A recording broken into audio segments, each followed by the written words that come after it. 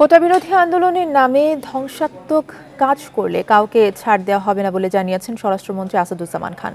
মঙ্গলবার সচিবালয়ে সাংবাদিকদের প্রশ্নের জবাবে মন্ত্রী কথা জানান। স্বরাষ্ট্রমন্ত্রী বলেন, কোটা আন্দোলনকারীদের বিরুদ্ধে সরকারের কিছু বলার নেই, কিন্তু আন্দোলনের নামে কারো পরামর্শে বা নেতৃত্বে যদি ভাঙচুর ধ্বংসাত্মক কাজ করে তাহলে আইন শৃঙ্খলা বাহিনী কাউকে ছাড় দেবে না। এখন জন্ম সনদ দিয়ে খোলো বিকাশ স্টুডেন্ট অ্যাকাউন্ট, নিজের বিকাশ নিজে কর।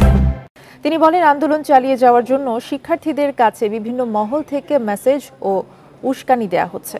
শিক্ষার্থীরা ভুল করছে জানিয়ে তিনি বলেন, রাস্তা অবরোধ করে দাবি আদায় সঠিক পন্থা নয়। এ সময় শিক্ষার্থীদের আদালতের ওপর আস্থা রাখার আহ্বান জানান মন্ত্রী।